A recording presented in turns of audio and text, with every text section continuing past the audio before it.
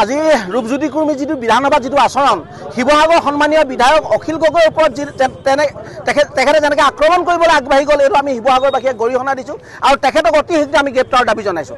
আমি শিৱসাগৰবাসীত আৰু এটা কথা তেখেতক আমি শিৱসাগৰত প্ৰৱেশ নিষিদ্ধ কৰিছোঁ। শিৱসাগৰবাসীয়ে মানে মানসিক জ্ঞান হেৰুৱাই পেলোৱা হিতাহিত জ্ঞান হেৰুৱাই পেলোৱা ৰূপজ্যোতি কুৰ্মী শিৱসাগৰত আৰু কোনোদিনে প্ৰৱেশ কৰিব নোৱাৰে আজি আমি ৰাইজে সিদ্ধান্ত লৈছোঁ তেওঁ যাতে কোনোদিন শিৱসাগৰত প্ৰৱেশ কৰিব নোৱাৰে তাক এটা পদক্ষেপ ল'বৰ কাৰণে আমি গ্ৰহণ কৰিছোঁ।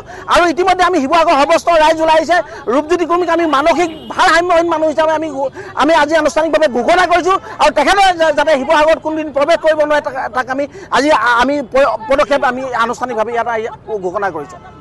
আজি সকলোৱে দেখিছে যে বিধানসভাৰ যি উত্তপ্ত পৰিস্থিতি আজি সৃষ্টি কৰিলে যি অসভ্য আচৰণ সৃষ্টি কৰিলে মৰিয়নিৰ বিধায়ক ৰূপজ্যোতি কুৰ্মীয়ে তাৰ বাবে আমি একেমুখে ধিক্কাৰ কৰি দিছোঁ। আমি শিৱসাগৰবাসী ৰাইজ আৰু শিৱসাগৰৰ যি আমি ৰাইজৰ দলৰ কৰ্মী ইয়াত আছোঁ আমি সকলোৱে একেমুখে ধিক্কাৰ দিছোঁ আৰু তেখেতৰ এনেকুৱা ধৰণৰ অসভ্যালি অভদ্ৰ যি আচৰণ কৰিলে যি নপঢ়া নুশুনা অজ্ঞানী মানুহৰ দৰে যি আচৰণ কৰিলে তাৰ বাবে সদনৰ যি মৰ্যাদা তেওঁ গৰিমা লাঘৱ কৰিলে তাৰ বাবে আমি অধ্যক্ষ মহোদয় বিধানসভাৰ অধ্যক্ষ মহোদয়ক আমি অনুৰোধ জনাইছোঁ আগন্তুক যিবিলাক ছেছন আছে তেওঁক যাতে তাৰ পৰা বহিষ্কাৰ কৰে নহ'লে আমি আৰু অতিকৈ তীব্ৰভাৱে আমি আন্দোলন গঢ়ি তুলিম যাতে তেখেতে যদি আগন্তুক যিটো বিধানসভা ছেছন আছে তাত যদি উপস্থিত থাকিবলৈ পায়। গতিকে আমি আগন্তুক দিনত এই ভাৰসাম্যহীন মানসিক ভাৰসাম্য হেৰুৱা যি ৰূপজ্যোতি কুৰ্মী তেখেতক আমি শিৱসাগৰত নিষিদ্ধ কৰিম। আমি তেখেতক ইয়াত কেতিয়াও আমি হাজিৰ হ'বলৈ নিদিওঁ তাৰ বাবে আমি আগন্তুক ষ্টেপ ল'ম।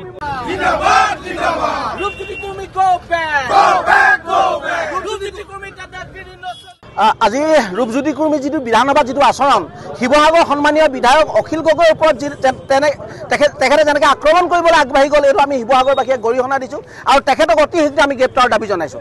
আমি শিৱসাগৰবাসীত আৰু এটা কথা তেখেতক আমি শিৱসাগৰত প্ৰৱেশ নিষিদ্ধ কৰিছোঁ। শিৱসাগৰবাসীয়ে মানে মানসিক জ্ঞান হেৰুৱাই পেলোৱা হিতাহিত জ্ঞান হেৰুৱাই পেলোৱা ৰূপজ্যোতি কুৰ্মী শিৱসাগৰত আৰু কোনোদিনে প্ৰৱেশ কৰিব নোৱাৰে আজি আমি ৰাইজে সিদ্ধান্ত লৈছোঁ তেওঁ যাতে কোনোদিন শিৱসাগৰত প্ৰৱেশ কৰিব নোৱাৰে তাক এটা পদক্ষেপ ল'বৰ কাৰণে আমি গ্ৰহণ কৰিছোঁ।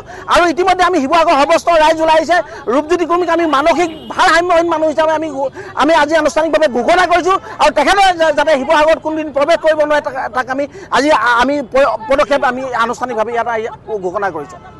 আজি সকলোৱে দেখিছে যে বিধানসভাৰ যি উত্তপ্ত পৰিস্থিতি আজি সৃষ্টি কৰিলে যি অসভ্য আচৰণ সৃষ্টি কৰিলে মৰিয়নিৰ বিধায়ক ৰূপজ্যোতি কুৰ্মীয়ে তাৰ বাবে আমি একেমুখে ধিক্কাৰ কৰি দিছোঁ। আমি শিৱসাগৰবাসী ৰাইজ আৰু শিৱসাগৰৰ যি আমি ৰাইজৰ দলৰ কৰ্মী ইয়াত আছোঁ আমি সকলোৱে একেমুখে ধিক্কাৰ দিছোঁ আৰু তেখেতৰ এনেকুৱা ধৰণৰ অসভ্যালি অভদ্ৰ যি আচৰণ কৰিলে যি নপঢ়া নুশুনা অজ্ঞানী মানুহৰ দৰে যি আচৰণ কৰিলে তাৰ বাবে সদনৰ যি মৰ্যাদা তেওঁ গৰিমা লাঘৱ কৰিলে তাৰ বাবে আমি অধ্যক্ষ মহোদয় বিধানসভাৰ অধ্যক্ষ মহোদয়ক আমি অনুৰোধ জনাইছোঁ আগন্তুক যিবিলাক ছেছন আছে তেওঁক যাতে তাৰ পৰা বহিষ্কাৰ কৰে নহ'লে আমি আৰু অতিকৈ তীব্ৰভাৱে আমি আন্দোলন গঢ়ি তুলিম যাতে তেখেতে যদি আগন্তুক যিটো বিধানসভা ছেছন আছে তাত যদি উপস্থিত থাকিবলৈ পায়। গতিকে আমি আগন্তুক দিনত এই ভাৰসাম্যহীন মানসিক ভাৰসাম্য হেৰুৱা যি ৰূপজ্যোতি কুৰ্মী তেখেতক আমি শিৱসাগৰত নিষিদ্ধ কৰিম। আমি তেখেতক ইয়াত কেতিয়াও আমি হাজিৰ হ'বলৈ নিদিওঁ তাৰ বাবে আমি আগন্তুক ষ্টেপ ল'ম।